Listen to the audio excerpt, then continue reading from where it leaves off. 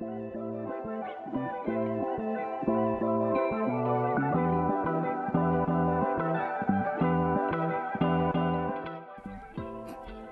guys, hey, don't even know where to start, honestly. I was just, an attack was just levied against me by my Substack. Don't know, really actually, actively don't really know what to do now, because here's the thing, actually, in real life. I'm glad I said hi first because we're just gonna get into it. But man, this week I've been having a lot of conversations, okay? This week I've been having a lot of conversations. I have been having, like, what feels like a never ending crisis. Now, you might be thinking, okay? Every time she gets on here, she's talking about how she's having a crisis of some sort. And I know, and I've said before that, I talk about a crisis like every other week. And maybe part of the problem is that I always do consider myself if anything even slightly untoward happens, I'm like, oh, I'm in crisis. You know what I mean? So maybe part of it is the fact that I'm dramatic. Maybe. I don't know. It could be, it could not be, but I'm regardless, it is what it is. So here we are. I'm in crisis, or I'm not in crisis. I don't think actively. But I do think that I've just been having a crisis this week. Also, actually, you know what? Because I'm not even gonna get into recently viewed, because that's coming. Okay, that's coming. But a lot of my crisis this week has been kind of surrounding this idea of your truth, your actual truth versus what you're convincing yourself. And I don't know if I've said anything about this before, because as the public knows, I literally forget what I say from one day to the next. That's a whole separate thing. That's a whole separate thing. I don't know what that's about. I don't know the reasoning for that. Might it be time to revisit therapy? Might it have something to do with disassociation? Potentially. Potentially. I did a yoga class yesterday, and I was like, wow, this is my first time feeling fully embodied in a while. Granted, I have not worked out in 2 weeks because, as y'all know, I had the worst hip injury ever. Or maybe y'all don't know, but I know I was talking about the worst pain of my life. It was a hip injury and I couldn't do shit. No, I did talk about it, I think, and how I went to Pilates and it made it 10 times worse, so I haven't been back since. So, point is, I. What is the point? What was I saying? Yeah. Anyway, as we know, I forget. I forget things day to day. Might have something to do with disassociation. I'm not touching that right now. Sorry. I'm literally not touching that right now, and I think that's okay. But one thing that I've been thinking about a lot is just your truth versus actually your actual truth versus what you're convincing yourself. And I think that, I don't know, something about it, about that concept has felt really especially poignant to me this week for some reason. And here's what I actually think it is, right? As you guys know, I have a job now. Now, the requirements of the job. I'm not going to talk too much about it, but just the requirements of the job are in office 8 to 5 every single day here in Texas, okay? That's basic.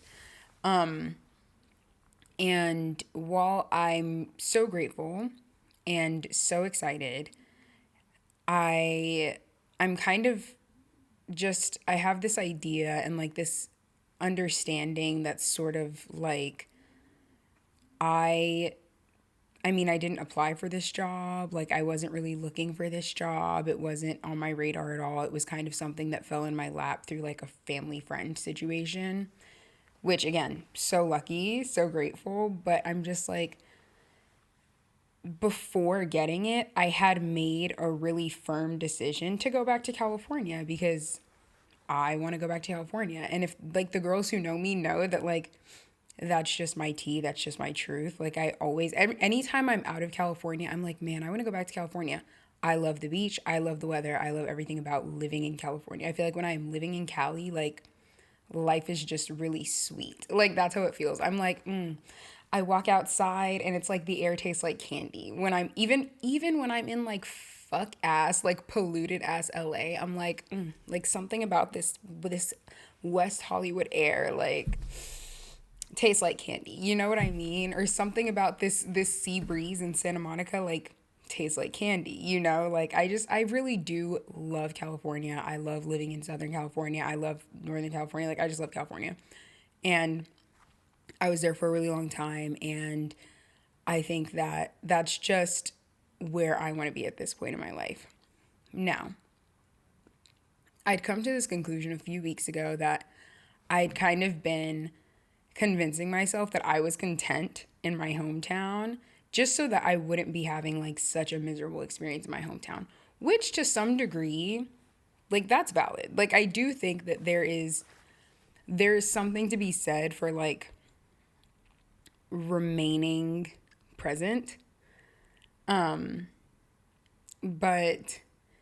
because I also do think like something that I noticed about myself is that like I feel very I'm just, for me, like thus far in my life, except times that I've been living in California, I have always thought like this is not enough for me. Like that's how I feel. And I think the girls who get it, hey, the girls who get it. Like the really ambitious, like whatever your sector is or whatever lifestyle you've chosen or like whatever field you're working in, like just if you know what I'm talking about, then you know what I'm talking about. There's just this feeling under your skin that is like, this is not enough for me. And that's how I feel here. But I think because I was just like, I've been here for so long, I was feeling very, I don't know if it was, I don't know if it was resigned or what, but I was just convinced that, like, you know what, like, I can make this work. Like, I'm so content I can make this work. And I think all it really took was like one encounter, one instance, like one moment where I was really feeling or realizing what I was missing for me to be like, oh, whoa, actually, this is so not my truth. Like, this is so not my truth. I need to be in a city A. So, yeah, that's what we're coming off of the heels. Like, that's the crisis of the week.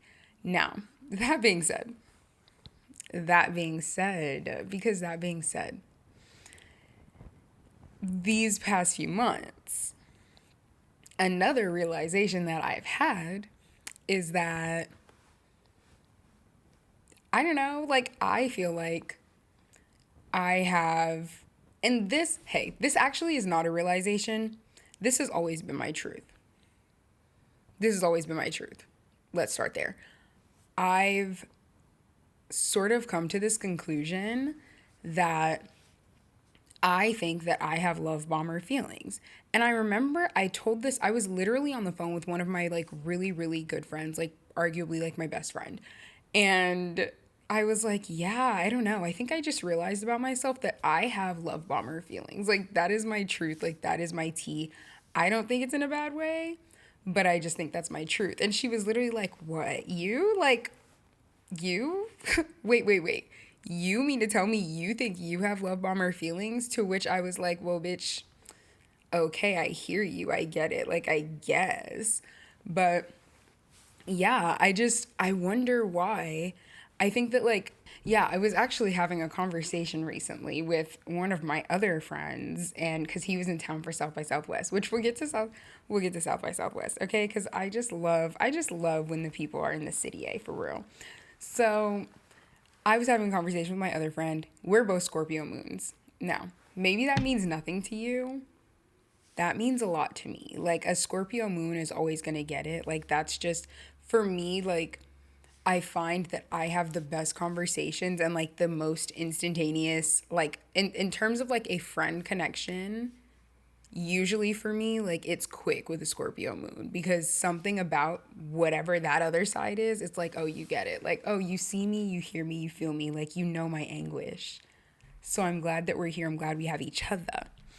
That being said, he and I were talking about how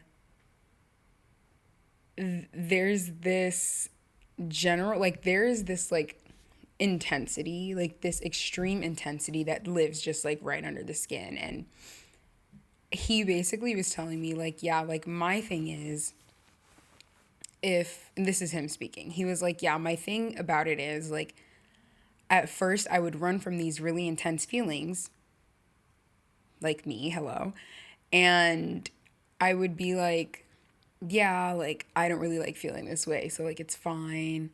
And for so long, I ran from those because I felt like it was, like, so extreme, or it was too much, or it was like, kind of like, just not having couth. Like, it just felt un, I don't think it's often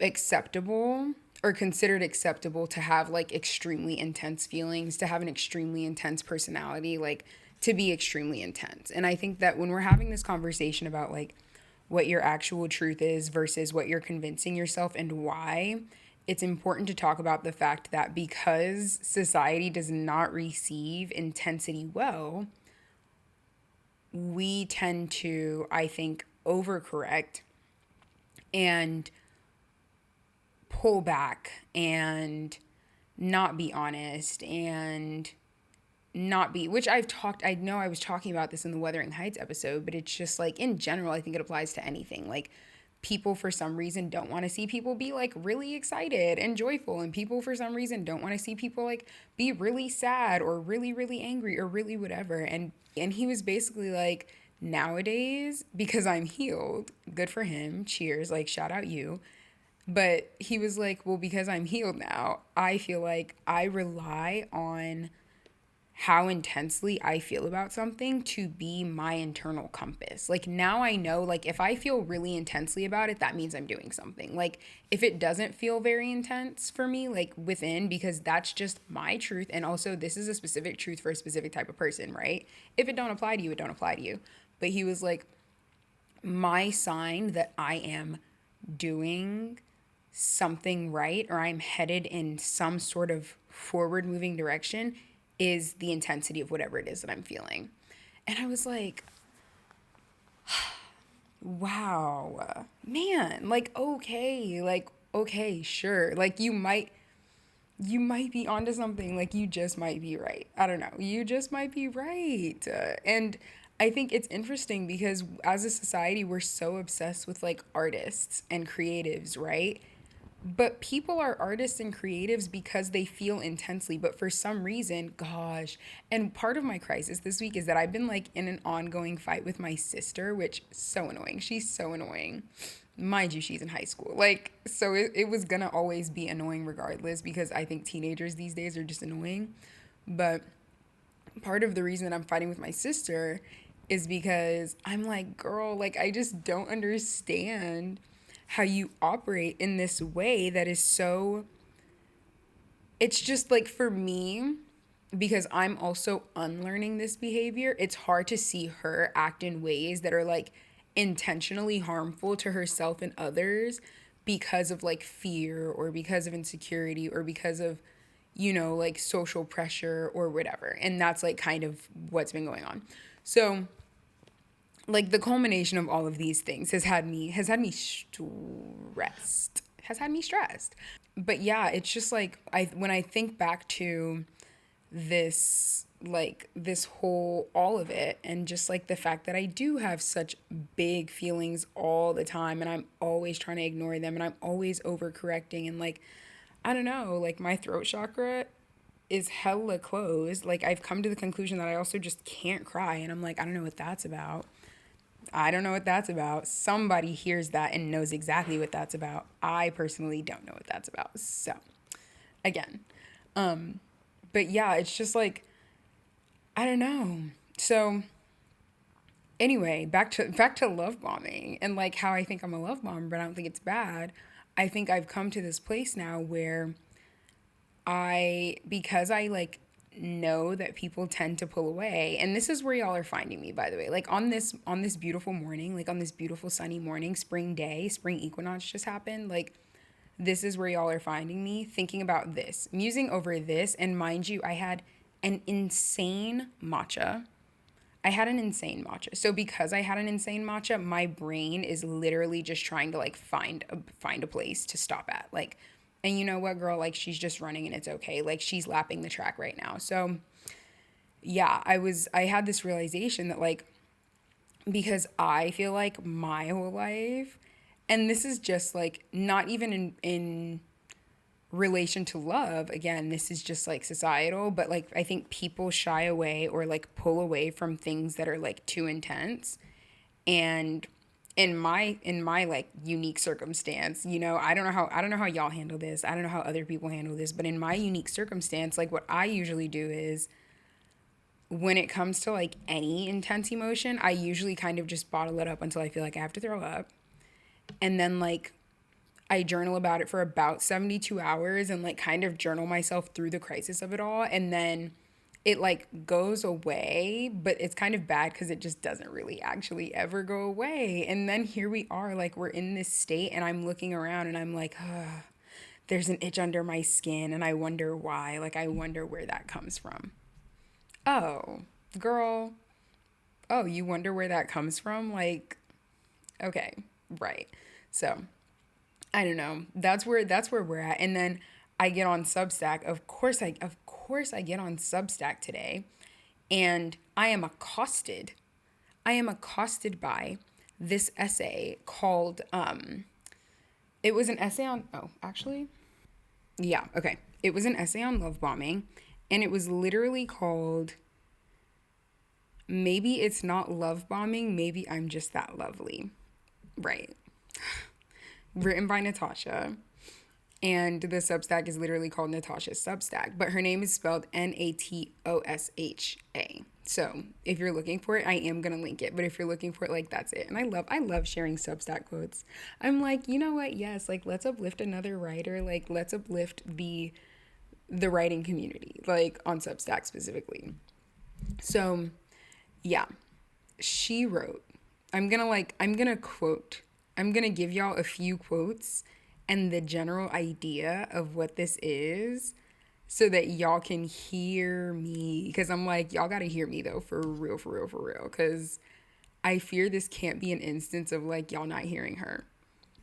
Okay. You guys. Guys, like, bro.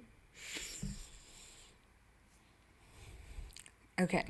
So, because something about just reading good writing and like watching good movies, and maybe I spoke about this a little bit on my last episode with Jaleesa, but just like, ooh, and I don't know if it's just feels this intensely because I'm like, this is what I'm doing with my life. Like, this is what I'm doing with my life. Like, I am a writer, filmmaker, and this is just it for me. And like, when I see things like this, obviously, like, I feel inspired, and obviously, it's really beautiful and amazing. Like, y'all have heard this song and dance before, so I don't even need to do too much about it. That being said, one of the first things that I'm reading in this Substack is love bombing probably works on me because I actually believe someone could fall in love with me in a week. Like, because isn't that literally the truth? Like, that's the truth. And I don't know. Actually, you know what? I don't know if that's the truth for everybody, but I know that that's my truth, and I feel the same way, which is why I be love bombing. You know what I mean? Like, it's like I know that feeling. Like, the feeling is just like, yeah, of course, duh. Like, the obsession makes sense, but the conditioning is like, no, baby, like, the obsession is scary. And I think sometimes I was actually having a whole conversation with another friend yesterday who actually is the one who taught the yoga class that I went to. Shout out Kaylin. But she was like, yeah, it's just like it's getting way too weird on the internet these days with people's opinions on dating and like people's like the way that they talk about dating and discuss dating and relationships and like the random advice that they give and like the think pieces, it's just getting too much. And I was thinking about it and I was like, it really, I mean, I've always kind of felt that, and I talked about it again, I think during like in the Wuthering Heights episode, where I was like, there really is like this, it's just we it's weird because it's like for people who claim to want love, y'all are the ones acting sus about it. Like y'all are acting sus about it. And her and I were talking and I was like, it's just interesting that there are these opinions and these dating coaches and these professionals, and like, yes, like I love Anwar dating coach as much as the next person, like don't get me wrong, and he makes some valid points, but then I also think like people on the internet, like we have no idea what sort of like also test group they're working with. And like also the sample size be hella small. So they be having these strong opinions. Let's just say like women on the internet who are heterosexual talking about men, for example. Or like, no, actually, let's just, for example, and they have these like strong opinions and they have a whole lot to say and they're like, well, no, like there's these are 10 signs that he's really not shit. But also, baby, like you've only dated 5 men from North Carolina. So it's just like your sample size is hella small for you to be on the internet giving think pieces and advice about dating. Your sample, the group that you like, your test group is literally like a petri dish in size. Like it's literally teeny tiny little tiny circle baby.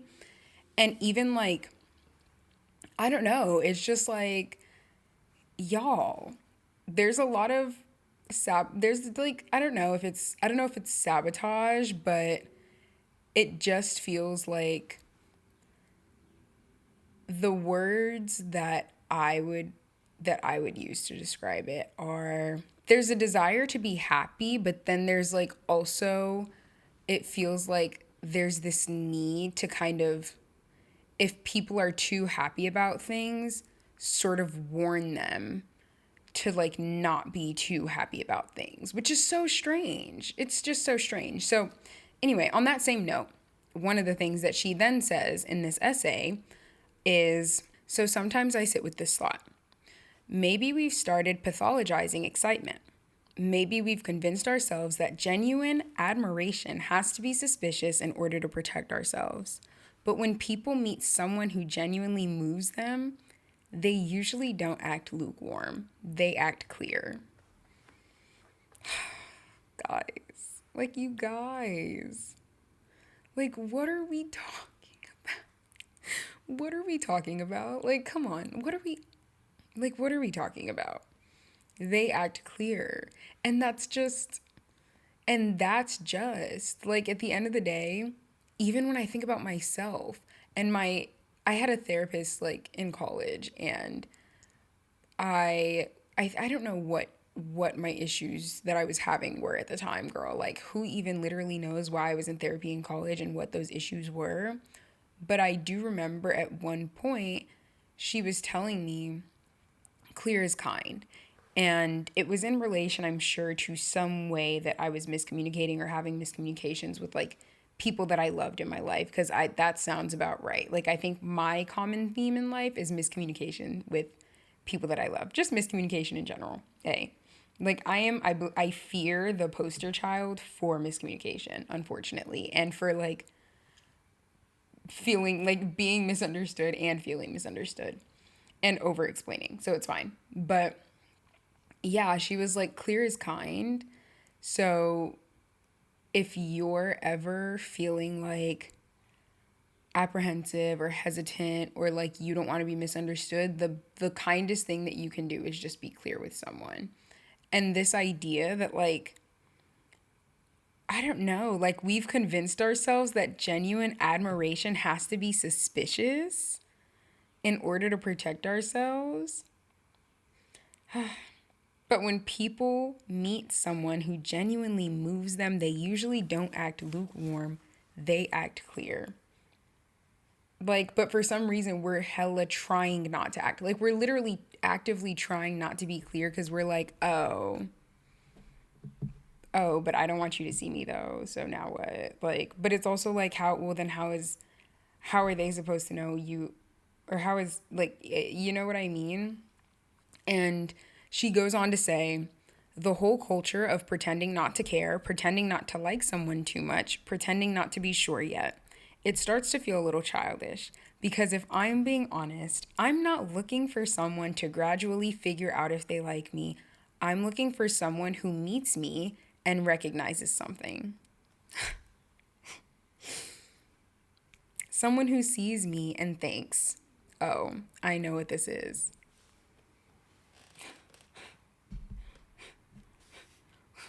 Okay. Okay. Okay. Okay. And maybe you're right. And like maybe sometimes people are like gonna be manipulative and maybe sometimes people are gonna suck. But my whole thing is, and I've said this before, and I've said this before, and back to what my friend was saying, shout out Tony, he was literally like, if I don't feel intensely, then what's the point of the thing that I'm doing? Like, literally, like, how am I supposed to know that I'm even doing anything? And it's just like, maybe people are like love bombing and maybe people are being manipulative, but then also it's just like, maybe they're not. Maybe there is something to be obsessed with, or maybe there is something to be really interested in, or something to be really intrigued by, or something to want to savor, or something to want to hold on to. And why are we punishing each other for wanting to hold on to something? Just in general, like why are we punishing each other for wanting to hold on to something? It's just interesting. So then kind of final thought and like how she wraps it up is, and maybe that's why intense affection doesn't scare me the way it scares other people. Because when someone meets me and feels excited about me, I don't automatically assume manipulation. Sometimes I just think maybe they see what I see. Also, if you needed a reason to feel like self confident, that's it. Hey, that's it. Like, if someone likes you, like, they like you for a reason. And that applies in friendships. That applies. I recently had a situation actually where I felt like I was being love bombed by like a new friend. And I was feeling really like hesitant and apprehensive in pursuing that friendship and pursuing that relationship because I was like, I don't know, like something about that like feels sketchy. But then it's interesting because I'm like, you also have love bomber feelings, girl. So what are you talking about? You also come with the same, when you are excited about something or a person or a new thing or a new experience or whatever or a job or anything, you literally show up with that same level of intensity and you are clear and you are excited and it is like that. So it's like how backwards that you do that to things, but then when it happens to you, you're like, oh, me talking to myself, by the way. But when it happens to you, you're like, oh, actually, something about this is suspicious. Like, something about this is suspicious. And I'm like, girl, when did you become such a scared puppy? Like, like, I literally be retreating. And I'm like, why? Like, why are you retreating? Maybe they actually do see what I see because I know what I see. And then I'm like, it's this vicious cycle because then I'm like, I know I'm so great. Like, why don't I have people in my life who like treat me like I'm so great? And like, why do I feel so lonely? Or why do I feel this? Why do I feel that? Um, hello? Hello? Like, girl, it's because you run away from all of them. Oh, oh, it's because you run away from all of them. It's because anytime someone is quote unquote too interested, you literally are like, hey, I'm gonna need you to stay 4 feet. I'm gonna need you to keep like an arm's length distance, like at all times, dead ass. Don't get too close or I'll bite. You know? And that's not even my truth. That's not even my truth. Gosh. So anyway, Natasha ate with that. Natasha ate with that and like shout out her if you have a chance. It's a pretty short read. I think it took me like 5 minutes. I would recommend it. But that just it's just like why whatever you're, I don't know. I implore you to think this week about what your actual truth is versus like what you're convincing yourself your truth is and like why that's happening because I think the reason that the not like not the gears but like it's just like things are,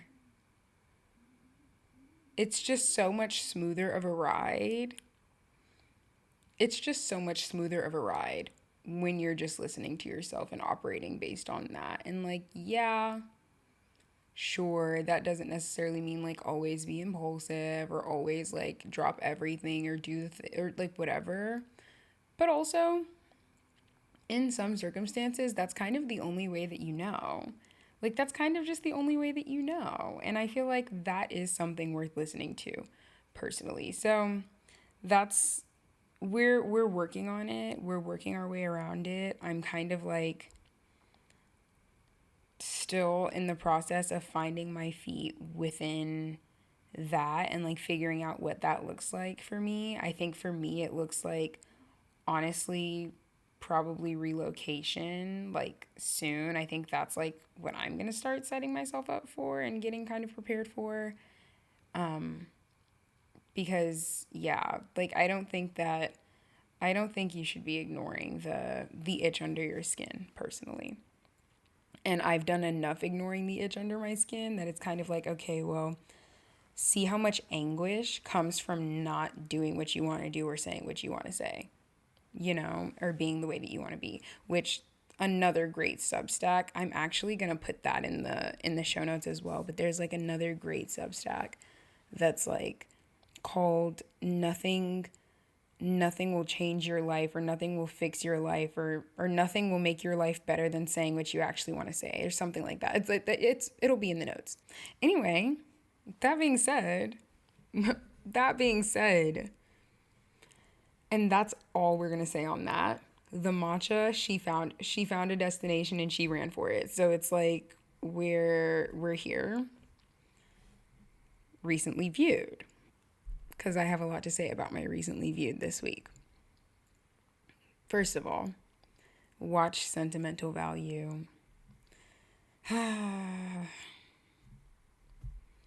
Watch Sentimental Value. If you have not seen Sentimental Value, by the way, it's by the same director who did Worst Person in the World. If you have not seen Worst Person in the World, please go watch Worst Person in the World. Or maybe it's called The Worst Person in the World. I don't know. Anyway, Sentimental Value, basically about a father who is like a film director and his two daughters who he like sort of walked out on when they were young. Who he sort of walked out on when they were young to kind of like he was like this like it's kind of portrayed that he was this he had this sort of lust for life that like could not be contained and he was just not satisfied and like bored and like it kind of is like painted in such a way that that is like the reason that he walked out on his family, which man oh man do I have thoughts on that. But it basically is a story following him as he like tries to re-enter their lives in adulthood. And the two main characters are literally this like old man film director dad who like left his family and then his oldest daughter who is like this actress and she has like a whole bunch of daddy issues obviously. And let me just start by saying that movie, if you are a person who like struggles with feelings of loneliness or like are healing some sort of like deep wound that is like a rejection based wound, that is like, or like an abandonment wound, whew, girl, like, cause that shite was like literally nothing to play with. You essentially just have these two characters and they're both the same. It's so crazy because they're like both obviously like deeply, deeply lonely people. And the father is like, his loneliness is from this and this, like, and I personally connect with this. And I think that a lot of really like ambitious or creative or career oriented people kind of relate to this too, as I mean, like, you'll know when you hear me, but there's this like feeling of like the thing that I want more than anything else is like my dream, and to see my dream like come to fruition, and to see my dream like to the end, like my creative dreams. A few weeks ago, I did talk about a recent discovery that I made, that like love and family are a part of my dreams. But before that, like for me, it was just literally like nothing on earth in this world, like nothing matters as much as that matters. And I will abandon everything for the sake of making that happen, which to an extent, to an extent, kind of does still apply to me. However, I think that before it was in a way that was very like I would make this bad bad joke with my parents, you guys, bad joke, okay? It's okay. Hey, not too much. Where I would be like, yeah, and if I ever got pregnant, I would just leave the kid with you guys, and then I'd be gone until they were 18, dead ass. Like, y'all would not be hearing from me or seeing me. Now, obviously, that's not true, because I'm literally obsessed with my family. So it's like I would be around, but they would think I'm like an auntie or something. Like they would think I'm cousin, They'd literally be like, oh, hey, cousin. Because that is the distance that I would maintain, because it's like there's this phobia for me of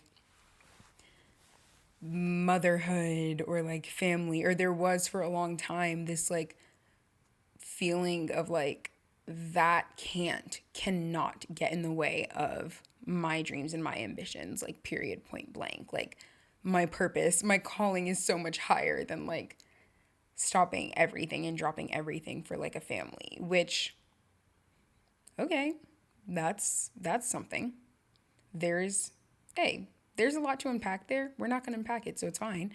But it's just interesting because he had in the movie, like his whole thing was that like he was so alone because he chose that, because he chose to do the creative, like to literally leave his family, like for this pursuit of this dream and for this amazing career. And he's like this prolific director, and he's so like internationally regarded, like, and seen as a genius and like all of this. And I think that a lot of people who are considered geniuses actually in real life have like actually spoken about this feeling and how it feels really lonely at the top when you hella get to the top and you realize that you literally fucked up the feng shui the whole way to the top, and now you look back and you're like, okay, well now I have all these things and I have no one to share them with.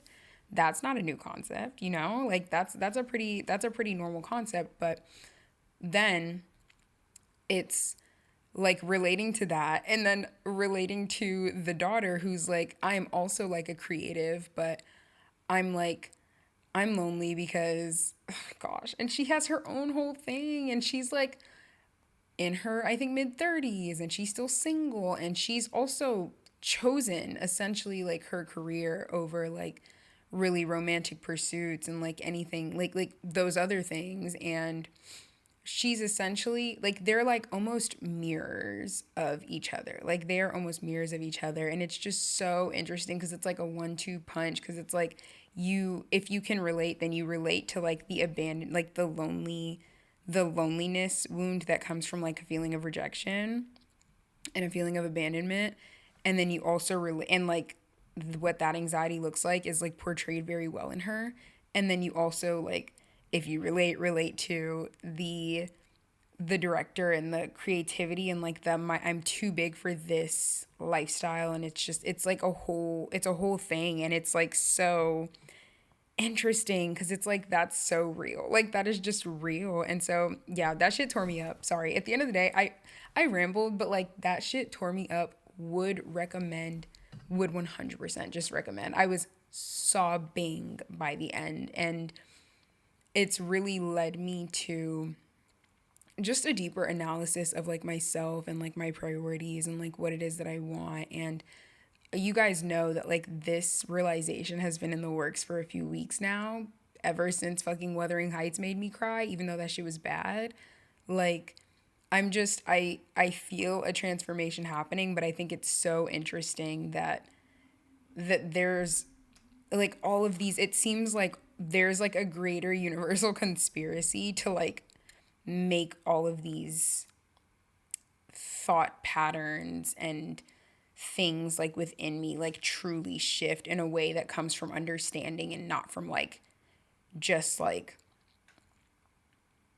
I don't know, in a way that comes from understanding and not just from like being like, oh well, someone else said so, so okay, fine, which is kind of like how I think it gets easy to operate when you're on autopilot, just to be like, okay, like yeah, sure, even though again that's not my truth. So yeah, anyway, that being said, that being said, we're getting out of it. We're coming now out of the trench, and we're going to talk about the other recently viewed, which is, or the other thing that I've been like kind of on lately, which is like just like UK rap and like music from the UK and artists from the UK. Like I've just been like, ooh, I've been eating them up and down, and I've always, now listen, now listen, because let me say something about just my what feels like deeply personal relationship with the UK.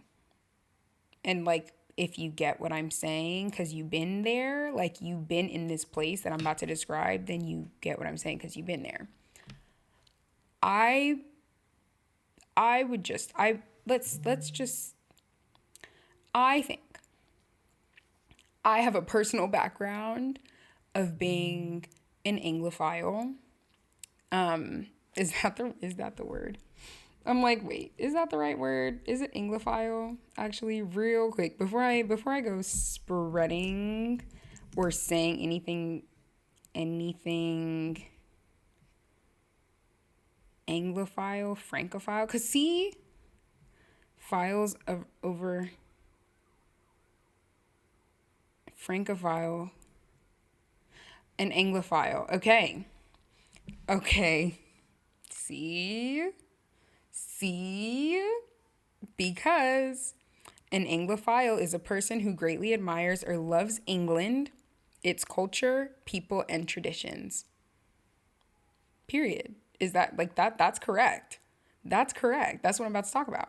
Similarly, a Francophile is someone with a strong affinity for French language, culture, history, or people. Right.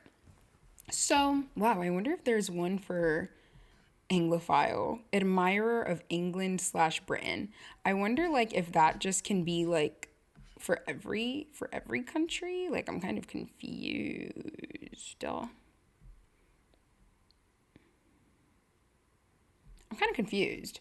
Um, about like if that applies to everything or if it's just like specific to like the like what would be like the American version of it. Doesn't even matter. Hey, it doesn't even matter. It doesn't even matter because my background as an Anglophile, like that's like this is like my tried and true. If you've known me since like if you've known me in a way that is like long standing, then you've seen how it has evolved. It honestly started probably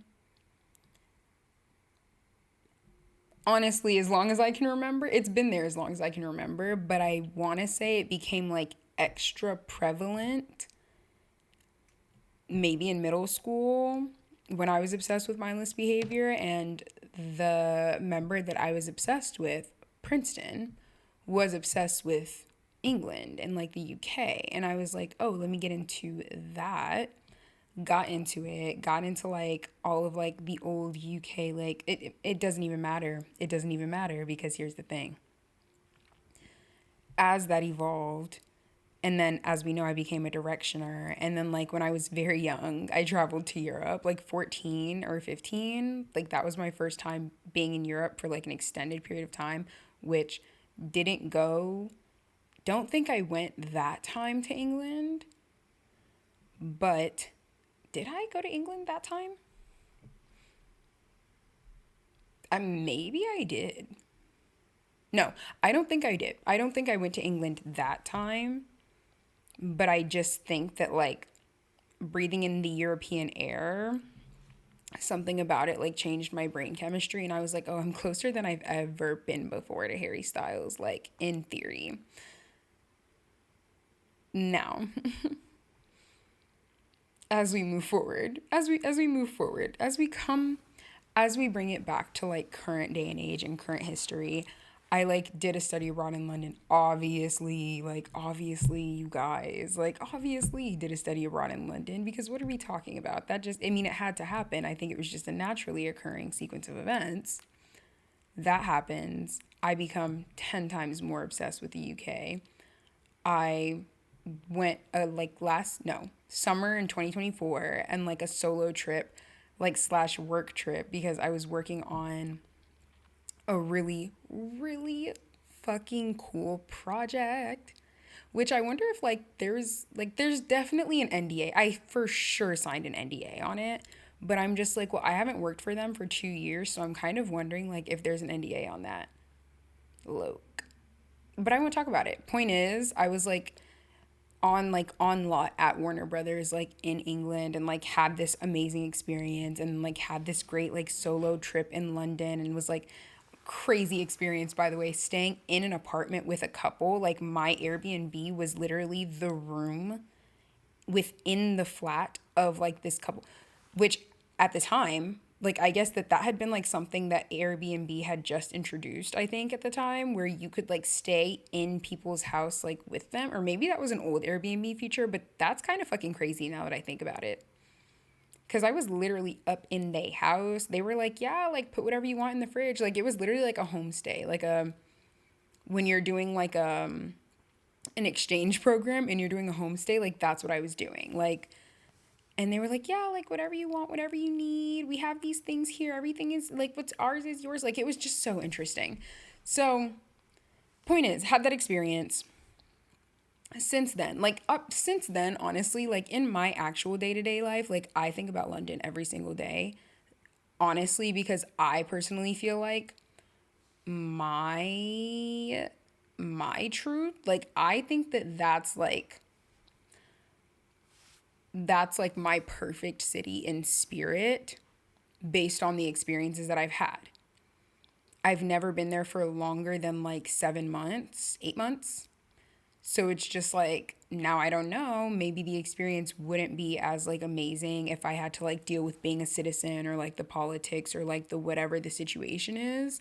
But the point is, like in theory, for me, that is like one of the cities that I'm like, ooh, like, and I'm gonna get it one day. Like that's one of my perfect cities. Oh gosh. Also, I did meet this. See, and the reason this obsession has been coming back to the surface, I was literally at South by Southwest last week, and I met two people from London, and of course they were beautiful. Of course they were beautiful black people, and they were like, yeah, like, hey, like, real bad. Let's just connect. And I was like, something about it, like a beautiful brown person from the UK. Like it's just like something about that like Anglophile, like something is happening that's like it's like creeping back to the surface.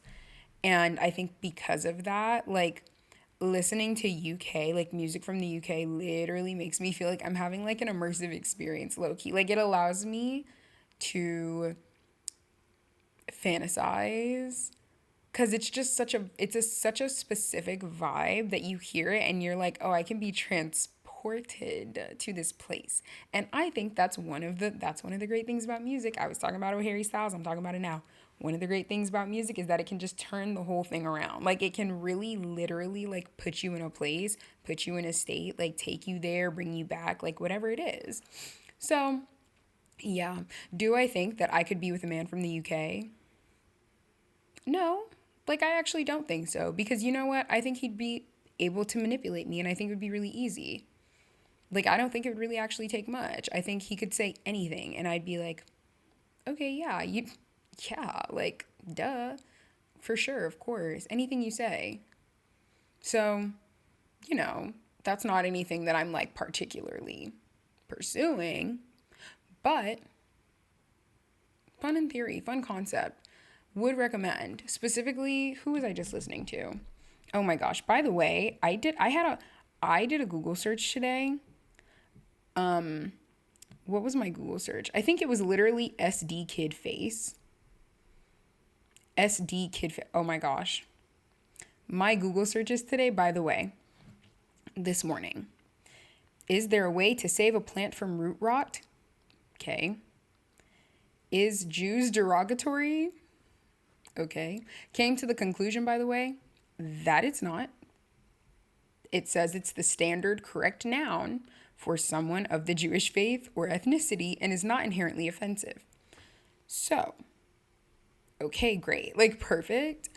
And SD kid face. Like those are my Google searches this morning. That being said, like did y'all know that he looked like that? Like that's kind of crazy. And I know there was a lot of chat. About wait. Wait a minute. Actually, I don't know that we know. I don't know that we know what his face looks like actually. So maybe I'm wrong. Maybe I fell for AI. No, I don't think so. SD kid face reveal. Doesn't matter. Hey, doesn't even matter. But it's kind of crazy. That's what he looks like. And when I was listening to that shit, because I was listening to Four Raws, and I was like, oh, this, which also super annoying thing. This that I put on a UK like rap mix on Spotify, and it played Drake, and it specifically played like some song by him where he's literally like because the thing about Drake, I know y'all heard me say I loved him a lot last week. I really love him when he's just Canadian, that's it. He was literally cosplaying as I don't even know I don't know what the accent was that he was using, but he was like speaking as he does, because he's so fucking goofy. And I don't know like why he does this, because it's literally silly and it be sounding silly, but he literally was like doing a mixture of like someone Caribbean from the UK.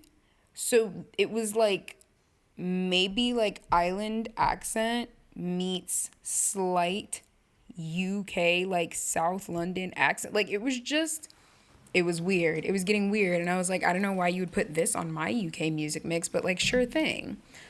Sure. And I don't even know about that with Drake. Anyway, cuz he's definitely a character. But what was I even saying? Damn, nope, can't find it. All right, well, rip, can't find it. Wish I could come with like hard recommendations, but I can't. So, womp womp. Anyway, you know what? That's it. I'm like, you know what? That's it. Man Crush Monday. Man Crush Monday is honestly, actually, okay. You know what? Man Crush Monday is Harry Styles. Yeah, okay. Like that might be actually the truth right now. And Woman Crush Wednesday, Olivia Dean. That's definitely the truth right now. I don't know why, but I've just been seeing her for some reason, and I'm sure now that I'm saying it next to my phone, like I'm gonna be seeing her more often. Hate that, by the way. But yeah, Olivia Dean probably. Love them. Love them. Hope they're both having great weeks. And yeah. Oh, also, I'm thinking that I might turn this into or I might add some sort of segment where I do like a column. Like I really want to get into I have always wanted to be like a columnist, like an advice columnist. I think since I was literally like a child, and I was seeing it in, who was it that I was seeing it in? Where it was like, dear, because I'm like, there was a popular character when I was a kid that was like a dear something, or like had like a little advice column. Gosh, I wish I could find, was it on like Disney or something? Like, was it a Disney character? I just remember like there was a show or a movie like from the early 2000s that I would be obsessed, because it was like written in that format. And then, like, when I found Sex in the City, girl, it was a wrap. And I realized that that's literally Carrie Bradshaw whole thing. Like, yeah, something about it. I'm like, that's what I want. And I've always wanted to do that. And I just love, like, that whole, I am anonymously writing into you and I'm giving you, like, a very descriptive issue to tackle. And I would just like some really casual, normal advice. My expertise, none. Expertise, a girl. Like a girl, a young woman who loves film, I guess. Like that's it. Like that's my expertise. But sometimes you need advice from a young woman who loves film, actually. And I have a lot to say most days. So, I don't know. If you want any feedback on anything or any advice, like honestly, hit me up. Hit me up. I think the email address is gettingittogethertoghether at gmail.com. Let me check that though, cause not me saying hit me up and literally it could be wrong. Yep, gettingittogethertoghether at gmail.com. Yeah, so hit me up if you want to hear any perspective on anything. LMK, like gettingittogethertogether at gmail.com. I'm here for the people slash my people slash anybody. And if no one ever sends anything, like that's cool too. Hey, that's cool too. But like, if you just have a little bit of an itch or just a little bit of something that you want, like that you know, or like I feel unsure about it, or I just want a second opinion. I love giving a second opinion. Like that's my favorite thing to do. So email me. Yeah. And with that, we close out another episode of Getting It Together Together. So, same time next week, y'all. Like, we'll literally be here. Look out for the YouTube channel because I'm going to try to get a vlog up this week that I'm very excited about. And yeah, love you, miss you, like, really want to kiss you, and we'll talk soon.